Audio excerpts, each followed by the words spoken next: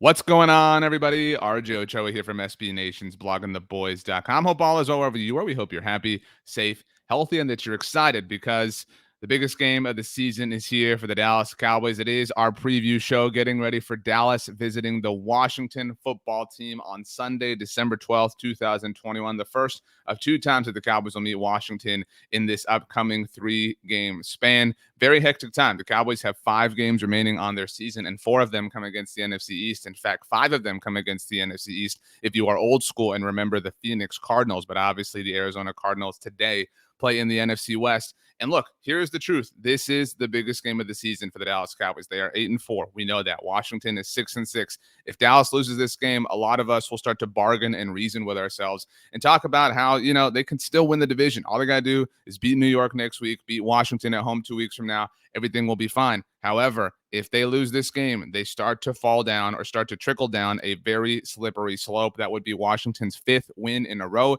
In case you do not know, the football team has, in fact, won 4 games in a row. That is the longest winning streak in the NFC, and it is not just this light sort of winning streak. They beat the Tampa Bay Buccaneers. They have a very impressive resume as of late, something we're going to get into with our guest today, Brian Stabby from Hogs Haven, SB Nation's home for Washington football team content. We will also dive into the film room with Matt Minnick. That's what we do every time here on the preview show here on the Blogging the Boys YouTube channel. Make sure you do subscribe. But before we do all of that, a couple of quick news and notes as we get ready for what is going to be hopefully not too intense of a game, hopefully something kind of boring, but kind of keys to victory for the Dallas Cowboys. Now, first things first, and this is a little bit interesting given the events of the week already, but the Cowboys' run game has not been what we have known it to be from the early parts of this season. Early on in the year, Cowboys having all sorts of success running, whether it was Zeke Elliott in a limited capacity compared to years prior, Tony Pollard.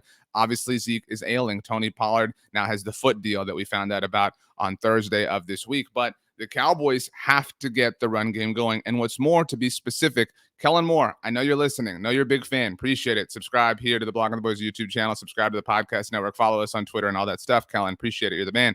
Kellen, you do not have to run between the tackles all of the time. You can have outside runs. And that's something that we have not seen from the Cowboys as of late. Incidentally, Tony Pollard's 58-yard touchdown against the New Orleans Saints last week, the play that he actually injured himself on, was an outside run. And granted, it was a pitch back. And the only reason the Cowboys even scored was because Tony Pollard is amazing. But Kellen, you have to be more creative. We have seen Kellen Moore all the way out of his bag. I don't know if that is a saying too. I'm not young or cool enough to be able to identify those things anymore. But Kellen, get back in the bag, reach down in, pull all this stuff out. This is it. This is the game you've been waiting for. If you have been saving something, if you have been trying to hold off to get to a point where you can really pull something out, this is it, Kellen Moore. We need that run game. Whoever is involved, if it is a heavy dose of Zeke Elliott, if Tony Pollard is able to go, we need that run game to get going because this Washington defense is not a joke, even though Montez Sweat is not going to play as he is on the COVID list. Number 2 for me, Taylor Heinicke. Now, this is an interesting one because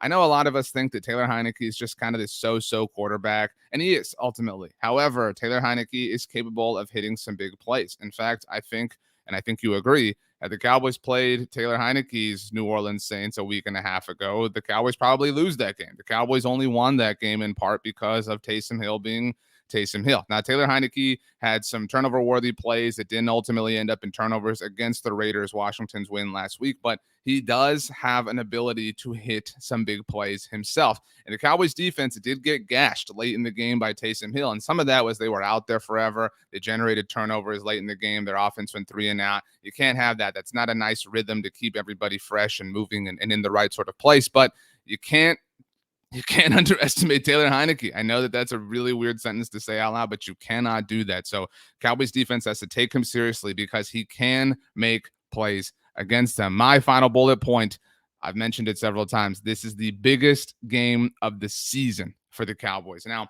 I want to go back to the Kansas City game, which was actually the last time the Cowboys played a game on a Sunday. I know that feels like forever ago. It's been the weird stretch of time that the Cowboys go through every year where they play on Thanksgiving and then on Thursday Night Football the week after. And that game in Kansas City, and we talked about this on the postgame show when the Cowboys lost, people were so upset because this was the biggest game of the season. This was the Super Bowl preview. You were going to Arrowhead Stadium to play the mighty Patrick Mahomes and Andy Reid and Tyreek Hill and Travis Kelce and Anthony Hitchens and Travarius Ward, right? And all the little factors about it. And like we said in the postgame, and not that this justified the Cowboys playing awful, but that was not the most important game of the season. I know it felt that way to us as fans because it's a big game. You want to see the Cowboys go to a place that, a team like the Chiefs have been at and have had a lot of success out of the last few years. But the reality of that, again, this isn't trying to excuse the loss or excuse the way the Cowboys played. The reality was that it came against a road AFC opponent. It was the most meaningless game, not theoretically speaking, but speaking in relation to how big each game is. There are levels of importance to games. Obviously, divisional games are the most important ones, and your conference games are the most important one.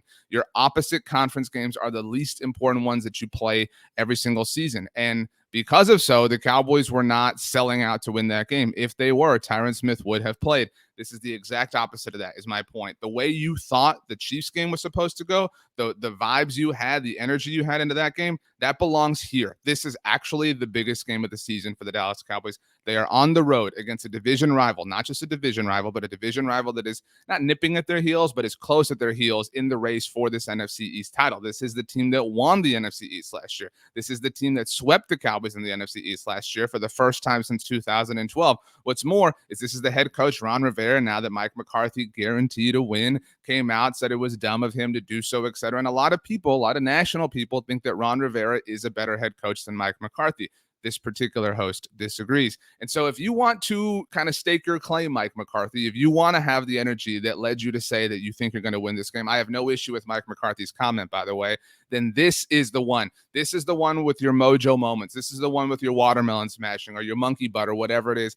This is the biggest game of the season. You win this game, you get to 9-4. You drop Washington to 6-7. You have a game in hand against them already. And next week, if the Philadelphia Eagles do you a favor and you beat the New York Giants, you get some caps, you get some t-shirts, and you get to plan your route to the playoffs because you are already a division champion. So this is it. We need the Cowboys to show up. They haven't over the last month and change. Cowboys, it's time. Biggest game of the year. Please don't let us down. So what should we be expecting from the Washington football team? I know we didn't have an interview last week. Like I said, it was a weird week, weird timing, Thursday to Thursday, et cetera, et cetera. But I wanted to make it up to you. I wanted to get a really good guest. This is one of my favorite people, Brian Stabby. He covers the Washington football team for Hogs Haven, SB Nation's home for Washington football team content. He's a great guy, a great chat, somebody who I've done some shows with before on the Blog on the Boys podcast network. I think you're really going to enjoy it. So I'm not going to hold you back from it any longer. Here is Brian Stabby from Hogs Haven. Pleased to be joined by the one, the only, legendary, incomparable, internationally famous, supremely handsome, makes a mean tiramisu. I can tell you from personal experience, if that wasn't a lie. I hope he does. I'm sure he's talented in the kitchen. From Hogs Haven, all over the Hogs Haven universe, really all over all universes, wherever you access your particular universe. It is the one and only Brian Stabby. Stabby, thank you so much for taking the time to join us at your favorite SB Nation community, Blog on the Boys. Yeah, well, here's the thing about tiramisu, and I hope the listeners you should get a pen and paper here because there's going to be a lot of tiramisu chat. Yeah, thanks for having me, RJ. I'm looking forward to this week. It's a good one. It's a big one. You and I last spoke on the NFC East mixtape, which is a show I do with Brandon Gouton from Bleeding Green Nation. He and I cover the NFC East every week, and we talked to you in the off season as we were checking in on the state of each team. And I told you that BLG thought that Ron Rivera and Ryan Fitzpatrick as a pair were better than Mike McCarthy and Dak Prescott as a pair. I expected laughter. I expected, scoffing, but what I got surprisingly was a level of agreement with BLG. What are your thoughts on how, it hasn't been Ryan Fitzpatrick, but how this season has kind of panned out? There was a lot of fun talk that we had back in the summer. Well, as long as no one goes back and listens to what my actual predictions were about how the NFC East would shake out, then you could say whatever you want. Needless to say, I was maybe high on our own supply at the moment. Not to say that the division is out of hand by any stretch, but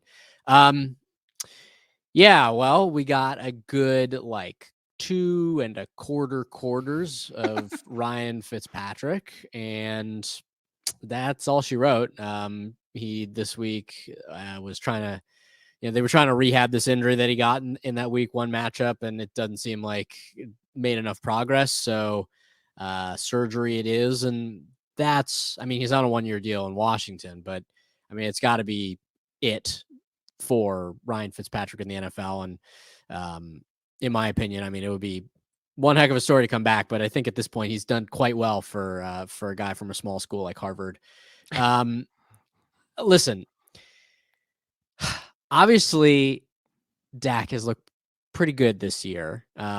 I still am very bullish on Mike McCarthy, which I think was the point that I brought up when we discussed this last, which is I think Dak is, I mean, he's the best quarterback in the division, and the stats have borne that out. And I would have said that if you had asked when we discussed this last.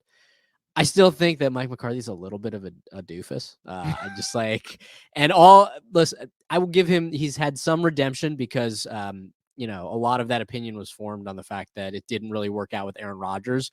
We've learned a lot about like the guy that Aaron Rodgers is. Point, so, not all the blame is clearly on his shoulders, but all that is to say, I mean, if we're going position by position, coaches included, I'm still taking Ron over Mike McCarthy, but we will grant that that Dak has earned his due this season. If so facto, Brian Stabby basically said that Dak Prescott's better than Aaron Rodgers because he hasn't provided the same level of difficulty to work with. Not my words, your words, Stabby. But let me think that one through. I won't disagree with you immediately, but yeah, fair enough. So you kind of touched on it, obviously, in talking about Fitzpatrick, and everybody knows, and it's unfortunate what happened to him. There were a lot of Washington fans, and you told us this back in the summer, that they wanted to see Taylor Heineke, wanted to see that project kind of bear itself out. And everything, I was going to say, since he sort of, I don't know if you could even say took over, since he inherited, the situation, not even the position, has and really everything kind of before him, everything under Ron Rivera, both personally for him and for this franchise, has been such a story of resiliency. And I feel like that's been the case week in and week out. And to that point, I think Ron Rivera deserves more credit than even I was willing to give him. I've always agreed Ron Rivera, fantastic human being. I think the perfect person to hopefully get that culture in a much more respectable place. But he has, this winning streak they're on. It's not, these aren't these little cupcakes or tomato cans. This started by beating the Tampa Bay Buccaneers, where Taylor Heineke led what might be the drive of the season that any team has had across the entire NFL. And so they're here. I mean, this is, correct me if I'm wrong, this is the kind of team we expected, a team that could hang on defense and then do just enough on offense to hopefully squeak out a couple of wins. Yeah, and it doesn't look the way that you would have expected. Some of that due to injury, a lot of it due to injury. I mean, Chase Young being out. Ryan Fitzpatrick. Ryan Fitzpatrick. They're on their fourth kicker of the year. Curtis Samuel's been, that we can admit now, Stabby, overrated, overhyped signing at least. Yeah, I think everybody was just like kind of hoping, like they're like, okay, there's a wide receiver. We don't really have very many of those, and it's one of those. Yeah, I mean, listen, they just needed somebody else so that they weren't constantly doubling Terry McLaurin or like tripling in some cases where they're like putting a linebacker up when he's more inside and then a corner and a safety. He was getting that all year long, and the fact that he has been able to put up the numbers that he has with the quarterbacks that he's had and with the other sort of potential threats that are around him, it is truly remarkable. And I think he's in that cut of like guys who everybody thinks is underrated, which means that he's maybe no longer underrated because everyone's talking about how underrated he is. But it's kind of cool. They haven't really hit on a lot of wide receiver draft picks in a long time. So everybody's really excited about Terry. He, by all accounts, seems like a pretty good dude. All of that is to say, yeah, you're right. Like, this is a team that, the expectation in the year was like the defense would carry them and they would do just enough on offense to win. And that's kind of how it's materialized, again, in like a parallel track to what you would have expected. But yeah, they've pulled a few out where it feels like they, on any given day, would not have won those games. I think Tampa's a great example where if they don't basically hold on to the football for almost an entire quarter, you don't give Tom Brady the football back, right? Like, if you give him the ball, he's going to score on you. And then, they put themselves in a position where it's like not incomprehensible that they could compete. And some of that again is luck, and some of that is circumstance. The NFC East, and really the NFC as a whole, like not really, pound for pound as good as the AFC is. I mean, it looks like right now, probably none of the teams in the playoffs are going to have a losing record, but if it was going to happen, it was going to happen in the NFC, right? I don't know. I think it's hard. You make your own luck in some cases. Like they put themselves in the position to like capitalize when they needed to just enough so that these last games of the year can mean something. And that's really all you can hope for, I think, as a fan, right?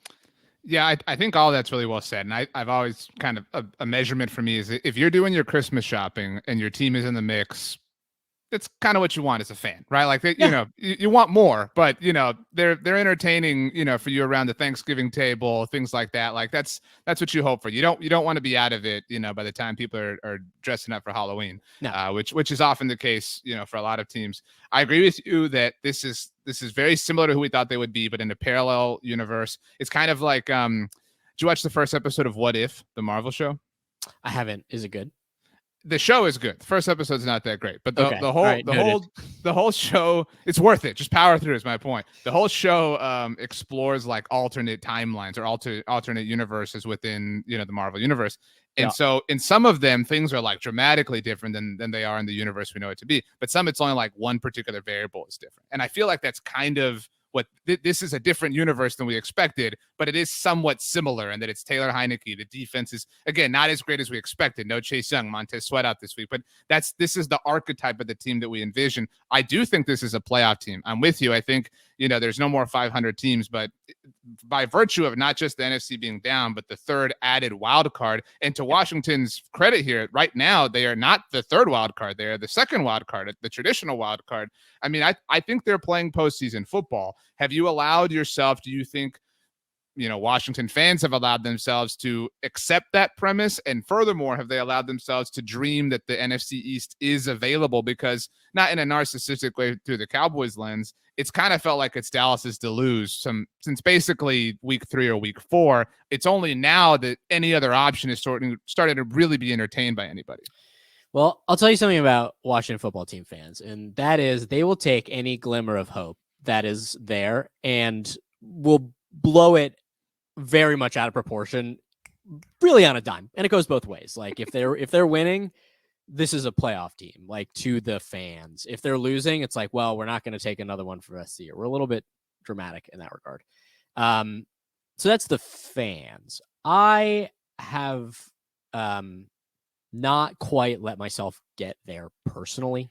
And again, I did pick this team to win the division. I thought it was going to be a very different looking team than the one that we ended up getting.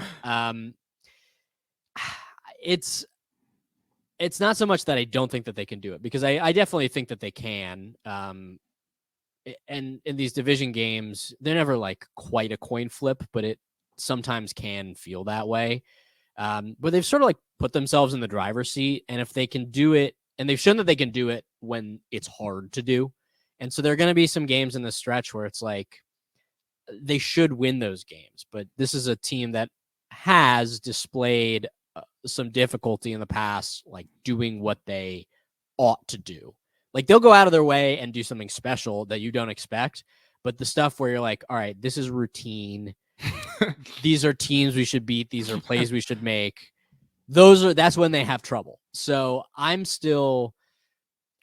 would say, extremely cautious optimism, way dialed back from our preseason predictions, but it's sort of like, you're right. That's the position that you want to be in. Like when is it fun to be a fan of a team? When they're winning and when you're not disappointed, right? So like, I'll be excited for them to win, and I'm not going to allow myself to get too disappointed, though I cannot speak on behalf of the entire Washington football team fan base because, listen, we wear our emotions on our sleeve.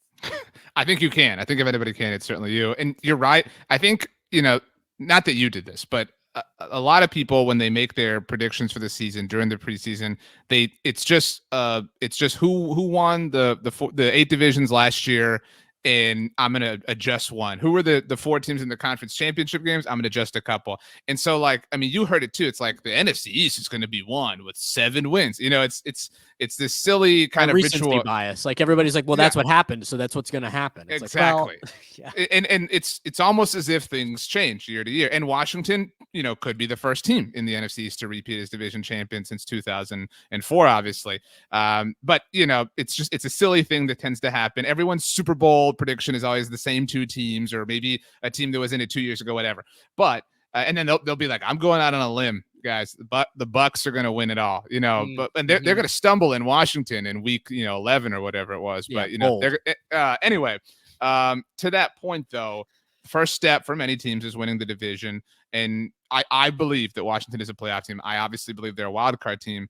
This win on Sunday for Dallas, I think, would put a tough stranglehold on the division. And I actually feel for Washington because I want to see this Cowboys team challenge. They barely eked out a win over Taysom Hill last week. I need to see some sort of a win with authority to feel better about the run that they're about to hopefully go on here. But if they win, if they get to 9-4, they put Washington at 6-7. They have a game in hand, the road game in hand against Washington. Washington's final is, 5 games, including this one, are all against the NFC East. I do think that would make it difficult. And I'm a little bit bummed that Logan Thomas is out. Montez Sweat is out now. Has whatever hope you think that people have had for this game taken some hits with the Logan Thomas, the Montez Sweat injury news and the COVID news for Montez Sweat? Well, I mean, Thomas was out for a long stretch to start the season, and they kind of found ways to make it work without him. Obviously, they are markedly better with him than they are without him, and it's like a real bummer that he sort of came back and then immediately his season ended. They don't really have a replacement for him. That's just like as a fine Texas Aggie, please put some respect on Ricky Seals-Jones. Listen, he's made some. He had a touchdown catch. I think it was actually it was both his first catch and it was a touchdown. That was a game winner earlier this season where it's like, where'd this guy come from? I mean, the Washington fans love the 2 things that they love the most are the backup tight end and the backup quarterback. Everybody loves the backup tight end and backup quarterback. It's like, wow, whoa, he catches passes and he run blocks. Like, have you seen anything quite like this?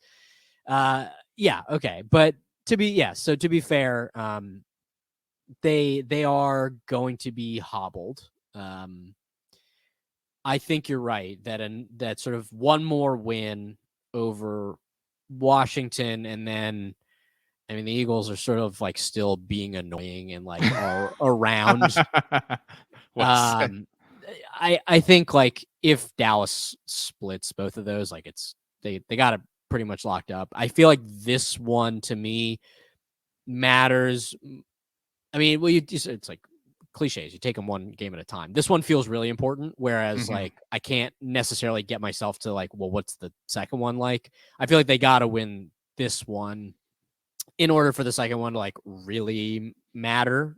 And maybe they'll sort of be jostling for one of the wild cards, if everything kind of goes to plan. But I mean, coming on like Washington, this is what they did last year, really, too. Like they were in a big hole early on, and then they kind of figured it out in the second half of the season. And I think the hope coming into this season, which was the source of a lot of optimism, is like, okay, well, they figured it out in the second half of last season, so that'll carry into the first half of the season, and they won't take a step back. But that's like not what happened, obviously. I mean, circumstances being entirely different.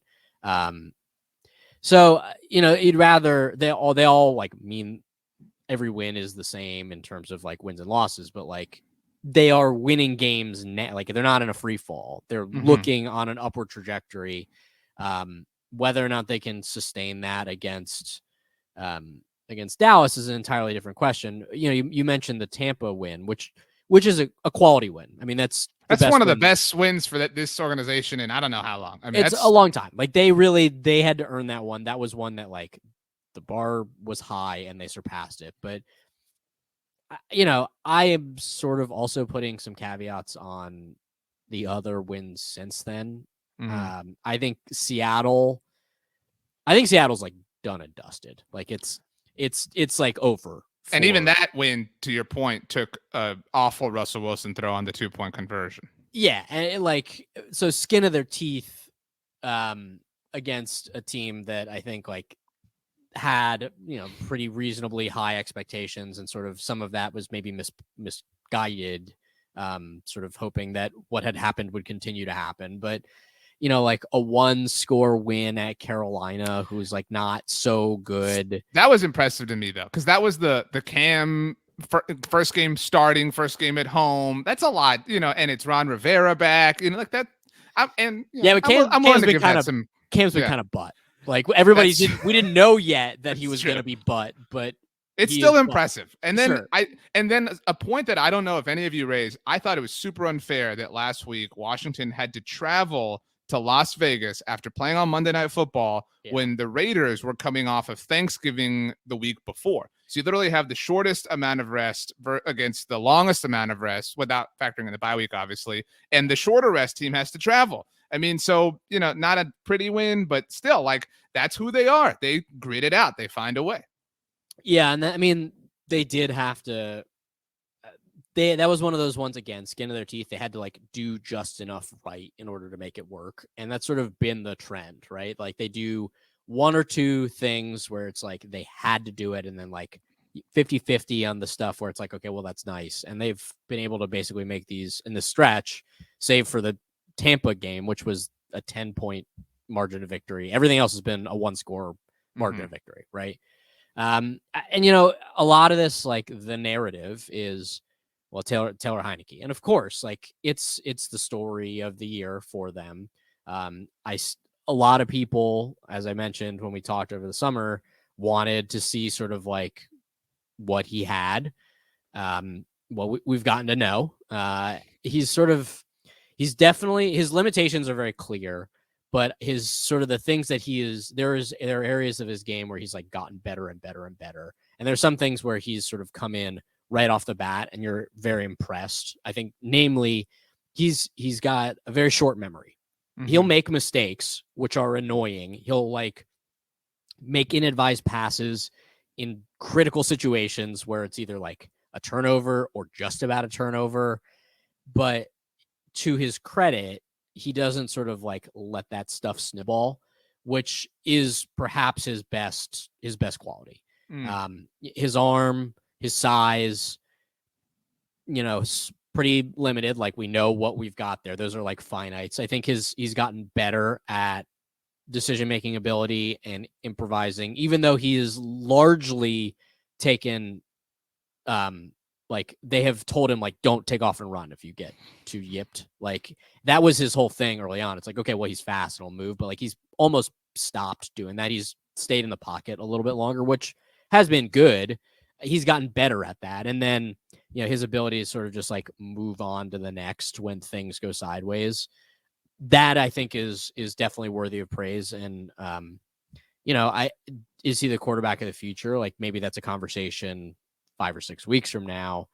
I think probably the answer is still no, but he is the type of guy I think that can, either in Washington or somewhere else, parlay this into a long-term, I'm not going to say he's going to be Chase Daniel, but he has shown himself to be a capable NFL quarterback, and I think he'll get other opportunities, even if it's not to continue to start in Washington. I think he's like Case Keenum, somebody who's put together a nice season that is going to, buy and earn a couple backup jobs over the, next 5-6 years, whatever the case may be. My last one for you, Stabby. 5 division games to finish the season. Prediction time. Dallas at Philly at Dallas, and then New York to finish it off. I think they're going to go 3-2. Okay. What are the 2 losses? I'm assuming I don't think you think they're losing to the Giants. I think it better not be to the Giants in the last week of the season, because I've seen that one before. I've seen that episode, and it is debilitating. It really is terrible when it's, and Kirk Cousins just threw some terrible interception in 2017. I'm gonna get raked for not remembering the year, but I really filed that one away because I was on a knee in my living room for a while afterwards. You know what it was I remember exactly what you're talking about. It was really forgettable. Kirk had a chance, that was 2017. That was Philly's Super Bowl year, but that was, they had a chance to be a wild card team. Just didn't work out. And Kirk's like had the ball and had the opportunity. All they had to do was just like not that thing. And I was just like, oh, so it better not be the Giants. I mean, yeah, it's sort of like it's either going to be. I have a hard time seeing them sweeping Philadelphia because they just like don't like to do that. This is a team that loves splitting division games. So then what?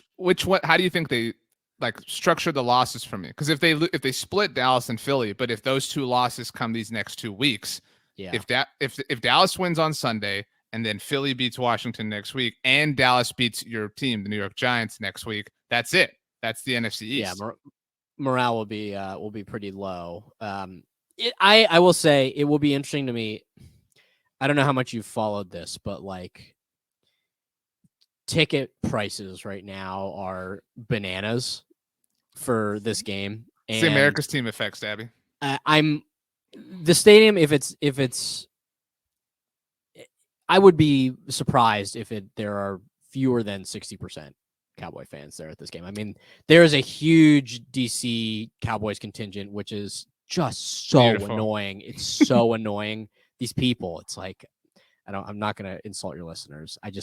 Please stay away from me. But the fact is, like, the stadium has been empty, and it has been for a long time. And so the fact that the team had to put out, like, we're doing $99 standing room only seats, and like you can go on StubHub, but it's going to cost you $300, to me says that these are DMV area Cowboys fans who haven't seen them play in person in like 2 years and are going to just really. So it'll be cool to have a full stadium. It's going to be a real bummer when it's full of like Cowboys fans from Dundalk, but whatever. to your point though, and that's what makes this week fun. This is the first, at least that I can remember, Cowboys trip to DC, however you want to put it, but metaphorically at least, sure, to DC. Yeah.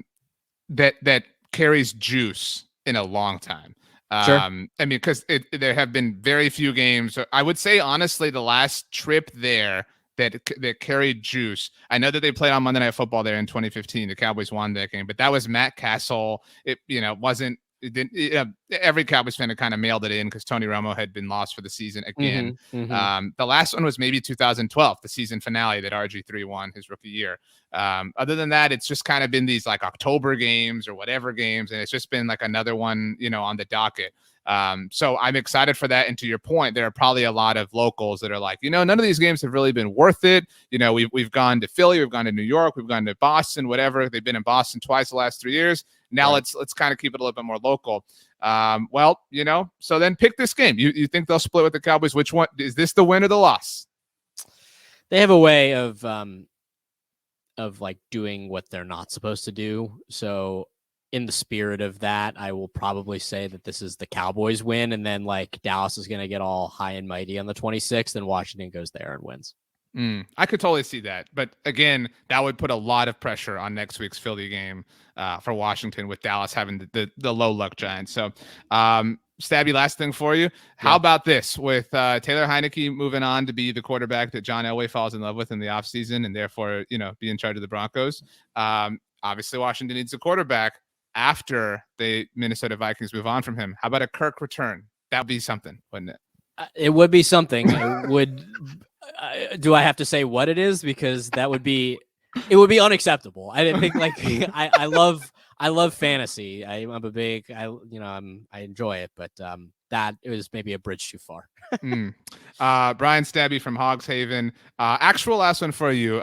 You're taking a flight, which is why we had to adjust the timing of this. Yeah. What are you planning on doing on the flight? Are you a Netflix guy? You pre-downloading something, a book? You listening to the Tick Tick Boom soundtrack? Where you? Yeah. Well, we're just flying to Kansas City to go visit some fam. I like to.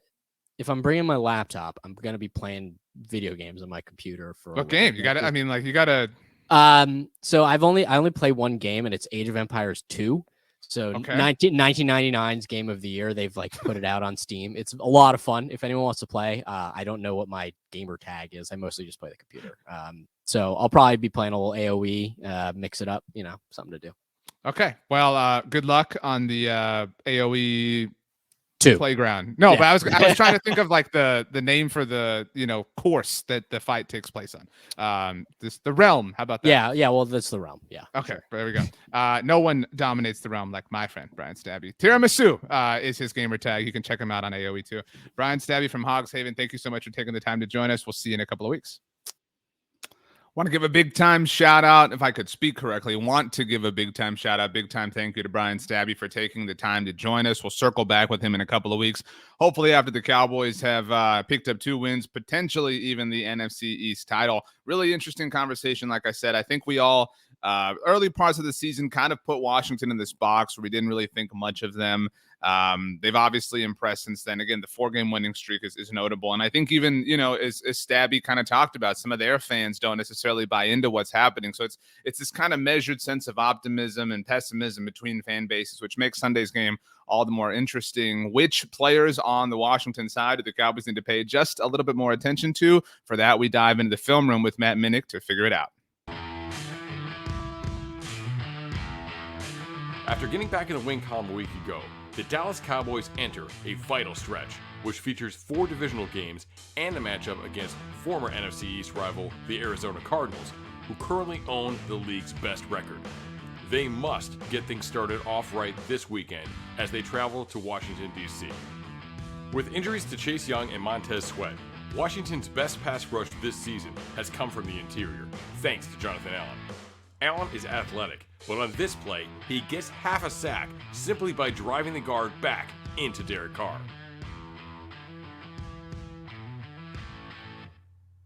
Injuries have also hurt Washington offensively, and as a result, Taylor Heinicke took over as the team's starting quarterback in Week 1.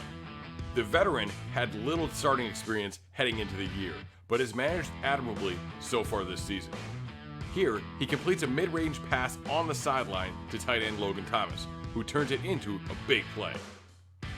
Heinicke has been effective by taking what the defense gives him, but he also throws a lot of picks, which is good for a Dallas defense that is excellent at creating turnovers. Thomas has had some nice plays this season, but Heinicke's best target is wide receiver Terry McLaurin. McLaurin is an excellent player who hasn't gotten the national attention he deserves. On this play, Heinicke was under pressure on 3rd and long, but he knew exactly where he wanted to go with the ball. Getting the pass off to McLaurin on the sideline resulted in a first down. If the Cowboys can lock down McLaurin, Washington will have to focus on moving the ball with their backs and tight ends. Thomas and running back Aaron Gibson are talented pass catchers, but with good hustle and tackling, the Cowboys defense should be able to limit their gains.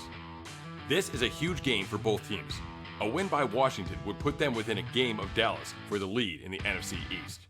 The Cowboys must come home with the win in order to maintain a comfortable lead in the division. Huge thank you to Matt Minnick for the information. Terry McLaurin, definitely very scary. Somebody who, maybe on your fantasy team, you just kind of, those are the things that you think about, because if he's on, I'm saying from personal experience, Terry McLaurin's on my fantasy team. My fantasy team's been a little bit of a rut lately. So, of course, this would be the game that Terry McLaurin goes off. But hopefully that is not the case. It's a big game, big time game. Cowboys, Washington. I think a lot of people thought it might get flexed to the afternoon window. That did not happen. In case you're curious, in case you somehow do not know by now, the Dallas Cowboys will, in fact, visit the Washington football team on Sunday afternoon. It is not December 8th. It is December 12th. Sometimes we have little typos. No big deal. Hey, that's just the way things roll sometimes. But anyway, Cowboys are 8-4, Washington 6-6. The game will be on Fox if you want to watch it. Obviously, it does kick off at 1 p.m. Eastern, 12 o'clock noon. There are a lot of Cowboys fans expected to be there, as Stabby noted. We've got Kevin Burkhardt, Greg Olson, and Pam Oliver on the call. If you want to listen to the game, as always, you can on the home of the Dallas Cowboys, 105.3 The Fan. Brad Sham, Babe Loffenberg, and Christy Scales will take you home there. The time has come. Time has come. It's prediction time. All right, time to put our money where our mouth is. I've never understood the literalness of that expression, but that's just me. Anyway, I know I've been picking the Cowboys to win. I haven't picked the Cowboys to lose in a long time, so obviously I have some demerits on my record. I really think that the Cowboys understand the intensity of this game. I think that they have made it through the trek that this last month has been. I'm not saying it's going to be glamorous. I'm not saying it's going to be awesome. In fact, I think it's going to be a little bit close. I think we might be a little bit frustrated at halftime, maybe into the third quarter, but I have the Dallas Cowboys winning by 9 points, 26-17, depending on where you look, when you look. Cowboys 4.5 point favorites, 4.5 at the time of this recording per our friends at DraftKings Sportsbook. Hopefully I'm right. Hopefully we're all right, because I know we all want the Dallas Cowboys to win and to get closer to that NFC East title so we can start planning some more playoff related things. Whatever happens, we'll be here for the post-game show, so you can check us out. Make sure you watch along live here on the Blogging the Boys YouTube channel. Make sure you subscribe. If you want, you can turn on notifications so you get access as soon as our videos go live or are published. We'll also be live on the Blogging the Boys Facebook page. Like us there. Follow us on Twitter. Follow us on Instagram. My name, in case you missed it in the first, 20-30 minutes, is RJ Ochoa. You can hit me up on Twitter or Instagram at RJ Ochoa. That's RJOCHOA. My DMs are open. If you ever have any thoughts, comments, questions, criticisms, points of constructive criticism, hopefully, for how we can better the show, better things around here. If email is more your speed, I am rj.ochoa@sbnation.com. But that is going to do it for this week's preview show. Felt nice to kind of be back to a normal rhythm, get back to a Sunday game routine. Let's hope we have a nice routine when it comes to Victory Polo Mondays happening on a Monday. But for now, thank you everybody for joining us. We'll see you next time.